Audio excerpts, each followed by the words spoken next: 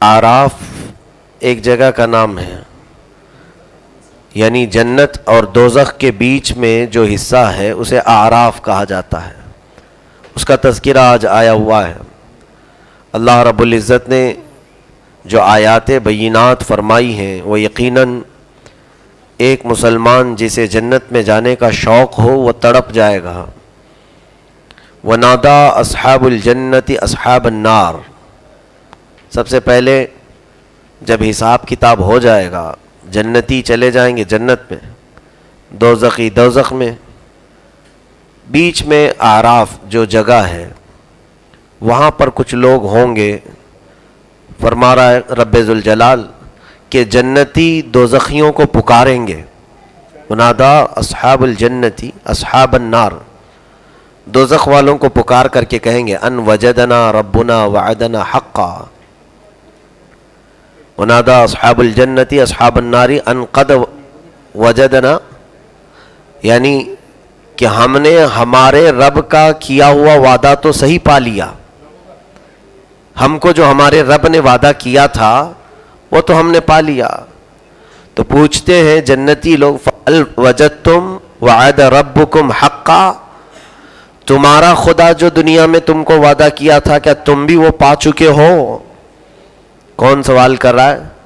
जन्नती दोज़खियों को पुकार कर कहेंगे हमारे रब ने जो हमको वादा किया था दुनिया में वो चीज़ तो मिल गई, हमें दे दिया गया, हम जन्नत में आ गए। तुमको तुम्हारे खुदाओं ने जो वादा किया था क्या वो मिला? वो सिवाय अफसोस के और कुछ नहीं कर सकेंगे उस दिन। बल्कि आयत में है फ़हल लना मिन शुफ़अ फ़यशफ़अू लना औ नुरद्दू फ़नअमल ग़ैरल्लज़ी कुन्ना नअमल। वो अल्लाह की बारगाह में कहेंगे कि अल्लाह या तो हमें वापस लौटा दे, हम अच्छे अमल करके आएंगे। और एक आयत में लो अन्न लना कर्रतन फ़नकून मिनल मुमिनीन, एक बार पलटने का मौका दे दे दुनिया में, हम ईमान लेकर आ जाएंगे। रब तबारक व तआला फरमाएगा आज दारुल जज़ा है, ये जज़ा का घर है, यौमुल जज़ा है। यहाँ अमल अब नहीं काम आएगा, अब किसी का कोई अमल यहाँ नहीं होगा। जो करना था वो तुम्हें दुनिया के लिए भेजा गया था। कुरान पाक में जगह जगह पर अल्लाह ताला ने इसी बात की तो तंबीह फरमाई, अल्लज़ी खलक़ल मौत वल हयात लियब्लुवकुम अय्युकुम अहसनु अमला, उसने ज़िंदगी और मौत तुम्हें इसलिए दी है ताकि तुमको वो आजमाए कि तुम में से अच्छे अमल वाला कौन है। हर एक को यहाँ पर दुनियावी ऐश की पड़ी है। उमूमन दुनिया जिसके सीने पर, जिसके दिल पर गालिब आ जाती है उसे उलमा की बातें बहुत कड़वी लगती हैं कि हमेशा ये दुनिया तर्क करने की बात करते हैं, ये हमेशा दुनिया से दूरी की बात करते हैं। तो ये जो कड़वाहट लगती है ये नफ्स के गलबे की वजह से है। मेरे अजीज़ों, फिर वो दिन जब आएगा क़यामत के दिन, उसकी कई तफसीलात अल्लाह ने फरमाई। अगर मैं क़यामत की आयतें पढ़ूँ तो कम अज़ कम 100 आयतें तो पढ़ सकते हैं अभी। ये छोटी सी महफिल में इतनी तफसील से मैं क्या अर्ज़ करूँ। जो पछताता है उस दिन, अफसोस करने वाला, क्या क्या कह कर के पछताता है। कभी तो कहेगा यक़ुलुल काफ़िरु या लैतनी कुन्तु तुराबा, ऐ काश मैं मिट्टी बन गया होता तो अच्छा होता था। उस दिन तमन्ना वो करेगा कि मुझे पत्थर बना दिया गया होता, मिट्टी बना दिया गया होता तो अच्छा होता, मेरा आज हिसाब तो नहीं होता। और पछताने के अलावा कुछ नहीं। फिर कभी दोस्तों की वजह से पकड़ा गया होगा, दोज़ख की तरफ खींचा जा रहा होगा, तब वो कहेगा या वैलता लैतनी लम अत्तखिज़ फुलानन खलीला, ऐ काश मैं फलां को अपना दोस्त नहीं बनाया होता तो अच्छा होता। तो काश काश ये सब वहाँ पर करने से बेहतर है कि आज अगर तुम्हें कोई इस्लाह की तरफ बुला रहा है तो वक्ती ऐश की तरफ न जाते हुए हमेशा के ऐश की तरफ देखो। दुनिया सोए हुए पर भी गुजरती है, बैठे हुए पर भी गुजरती है, बीमार पर भी गुजर जाती है, सेहतमंद पर भी गुजर जाती है। किसी के लिए दुनिया रुकी? क्या तुम्हारे लिए वक्त रुका? جب بچپن سے تم جوان ہوئے، جوانی سے بڑھاپا آیا، ہر ایک پر تو دنیا کے یہ دن و رات گزر ہی جائیں گے، اور سب کو یہ یقین ہے۔ وہ آیت بھی آج ہم نے پڑھی، وَلِكُلِّ أُمَّةٍ أَجَلٌ اذا جاء اجلهم فلا يستأخرون ساعة ولا يستقدمون۔ ہر ایک کے لیے ہم نے ایک مقرر ٹائم رکھا ہے کہ جب وہ وقت آ جاتا ہے تو نہ ایک لمحہ پیچھے نہ ایک لمحہ تاخیر سے، اسے اسی وقت موت آ جائے گی۔ اب پھر موت کے وقت بھی ایک بدکار آدمی گنہگار پچھتاتا ہے، کیا کہتا ہے؟ ان یأتی احدکم الموت فیقول ربی لولا اخرتنی الی اجل قریب فاصدق واکن من الصالحین۔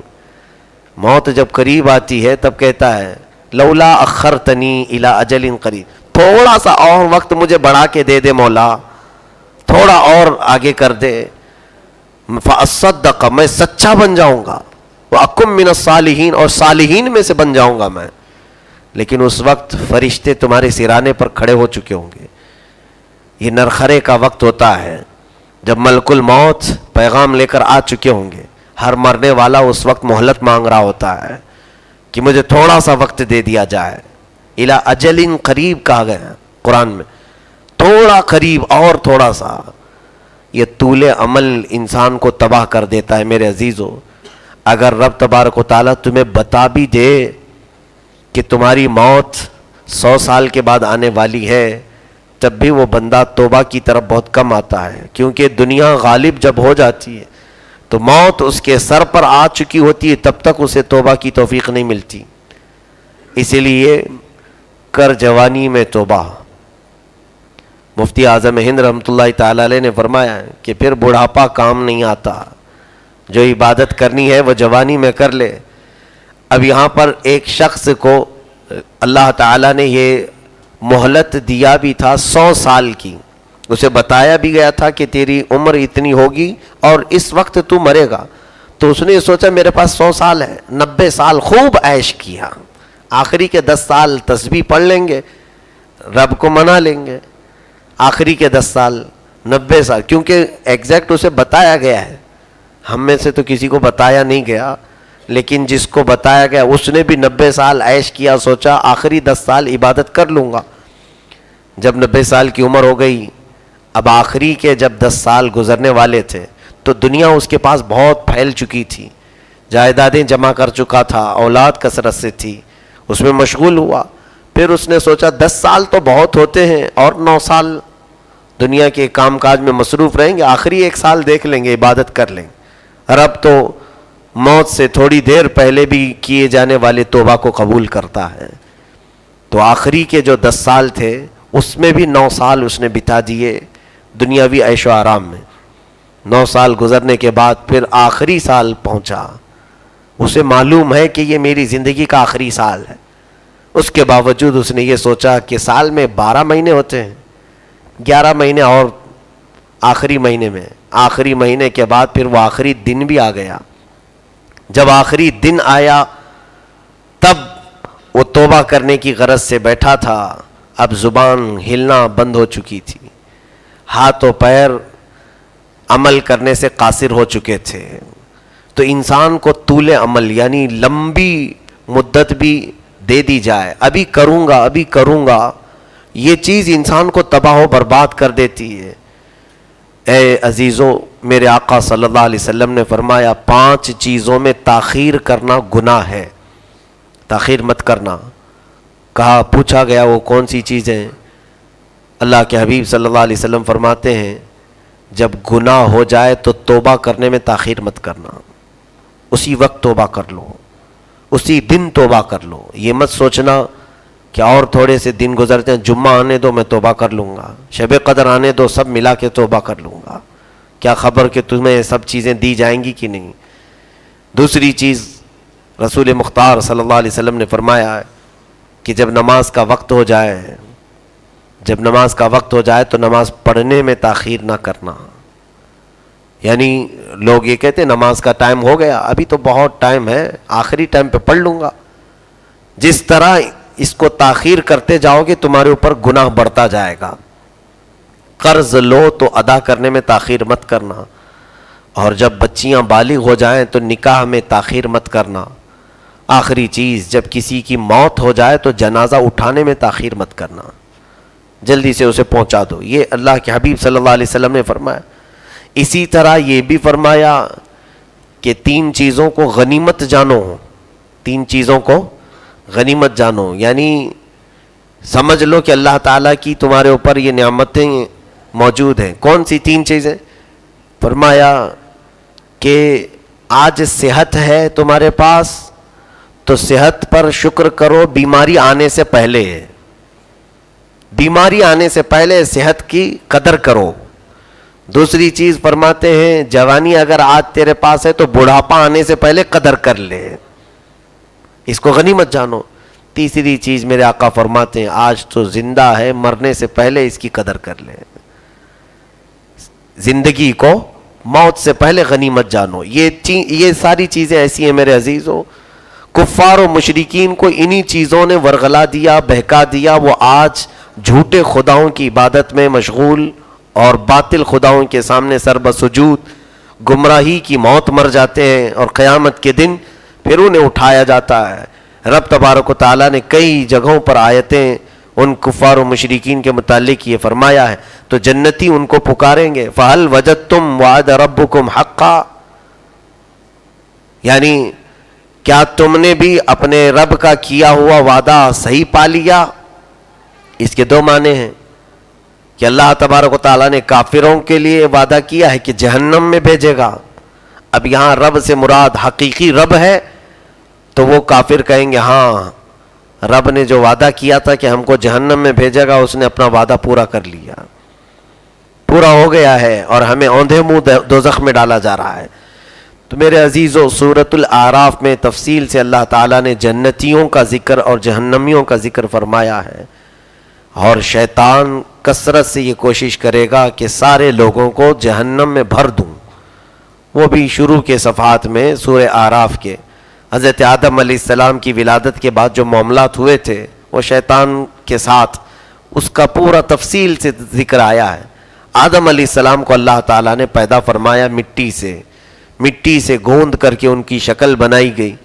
پھر اس کے بعد جب ان کے جسم میں روح ڈالی گئی تو اللہ تعالیٰ نے آدم علیہ السلام کو سامنے رکھ کر سارے ملائکہ جتنے فرشتے تھے سب سے کہا اسجدوا لآدم، آدم کو سجدہ کرو. تو یہ جو سجدہ تھا وہ عبادت کا سجدہ نہیں، سجدہ تو صرف اللہ کے لیے. یہاں جو سجدہ تھا وہ تعظیم کا سجدہ تھا. وہ تعظیم کا سجدہ بھی ہماری شریعت میں جائز نہیں. حضور صلی اللہ علیہ وسلم کی شریعت پاک میں تعظیم کے لیے بھی کسی کا سجدہ کرنا جائز نہیں. وہ پہلے شریعتوں میں تھا، آدم علیہ السلام کی شریعت میں تھا، یوسف علیہ السلام کی شریعت میں تھا. ان کی شریعتوں میں تعظیم کے لیے سجدہ کرنا جائز تھا. تو فرشتوں کو سجدہ کروایا گیا. ابلیس کون تھا اس کی تحقیق الگ ہے. وَكَانَ مِنَ الْجِنِّ، قرآن کہتا ہے وہ جنات میں سے تھا، لیکن فرشتوں کو تعلیم دیا کرتا تھا. برسوں عبادت کیا رب تعالیٰ کی اس نے، 1-2 سال نہیں بلکہ بعض روایات بتاتی ہیں کہ 1 کروڑ سال سے زیادہ عبادت کیا ہے. اور اس کے سجدے اگر روئے زمین پر پھیلا دیے جائیں تو 1 رائی کے دانے کے برابر بھی جگہ باقی نہیں رہے گی، اتنے سجدے کیے. صرف غرور آیا دل میں اس بات کا کہ مجھے آگ سے بنایا ہے رب تعالیٰ نے اور اس آدم کو مٹی سے بنایا گیا، مٹی کے سامنے آگ کیسے جھک جائے. اس نے یہ نہیں دیکھا کہ حکم کس کا تھا، اس نے اپنی حیثیت کو دیکھا. اور اللہ رب العزت نے فرمایا جا تو راندہ بارگاہ ہو گیا، مردود ہے تو. تو اس نے کہا انظرنی الی یوم یبعثون، مجھے قیامت تک کی مہلت دے دے، مجھے لمبی عمر دے دے. قال انک من المنظرین، اللہ فرماتا ہے ٹھیک ہے جا، تجھے مہلت دے دیا، تجھے طاقت بھی دیا، عمر بھی دیا، قیامت تک تو زندہ رہ. پھر وہ کیا کہتا ہے قال فبما اغویتنی لأقعدن لهم صراطک المستقیم. اب چیلنج کر رہا ہے رب تعالیٰ سے کہ اے رب ذوالجلال اب میں تیرے سیدھے راستے پر بیٹھ جاؤں گا، سیدھے راستے پر بیٹھ جاؤں گا. ثم لآتینہم من بین ایدیہم ومن خلفہم وعن ایمانہم وعن شمائلہم ولا تجد اکثرہم شاکرین. پھر جو بھی تیرے سیدھے راستے پر چلے گا بندہ تیرا، میں کبھی اس کے پیچھے سے، کبھی اس کے سامنے سے، کبھی دائیں کبھی بائیں سے آ کر اسے اس راستے سے ہٹا دوں گا. اللہ سے وہ کہہ رہا ہے. اور پھر آخر میں وہ جملہ ہے، توجہ چاہتا ہوں، وَلَا تَجِدُ أَكْثَرَهُمْ شَاكِرِينَ. اے مولا تیرے بندوں میں شکر کرنے والے تو نہیں پائے گا، شکر کرنے والے بندے نہیں ہوں گے اس میں. یہ چیز صحیح ہے کہ ہمارے درمیان شکر کرنے والے بندے بہت کم ہیں. جو چیز ہے اس کا شکر نہیں کیا جاتا، جو نہیں ہے اس کی شکایت ضرور کی جاتی ہے. کبھی ایسا ہوا ہے کہ آپ سب کو بتاتے گھوم رہے ہوں کہ الحمدللہ میں صحت یاب ہوں، الحمدللہ میں صحت یاب ہوں؟ ایسا بہت کم ہوتا ہے. الحمدللہ میرے گھر میں ساری چیزیں. ہاں بیماری ہو جائے تو کئی لوگوں کو ہم بتاتے ہیں بیماری ایسی ہو گئی ہے، بیماری فلاں ہے، گھر میں ایسا چل رہا ہے، ویسا چل رہا ہے. تو بندہ ہمیشہ مصیبتوں کا ذکر کرتا ہے اور نعمتوں کی قدر نہیں کرتا، جبکہ رب تعالیٰ فرماتا ہے لَإِن شَكَرْتُمْ لَأَزِيدَنَّكُمْ. تم اگر شکر کرو میں تمہیں زیادہ دوں گا. یہاں شیطان ابلیس لعین یہ چاہتا ہے کہ جو بھی اس صراط مستقیم پر آئے گا اسے وہ بہکائے گا. میرے عزیزو، آج میں تنبیہاً کچھ باتیں عرض کرنا چاہوں گا. شیطان ہم کہتے ہیں تقریباً دنیا کے اکثر مذہب میں، اکثر دین جو ہے سب کے ہاں شیطان کا ایک تصور ہے.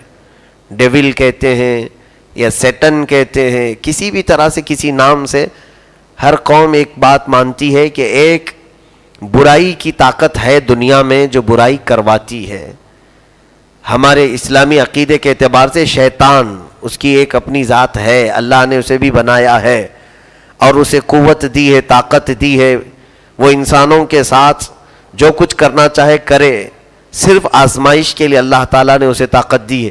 کبھی یہ مت سمجھنا کہ شیطان کے پاس بہت طاقت ہے تو میں اس کی پوجا میں لگ جاؤں. یہی دھوکہ کچھ ایسے لوگوں کو ہوا جو آج دنیا میں عبدۃ الشیاطین سے مشہور ہیں.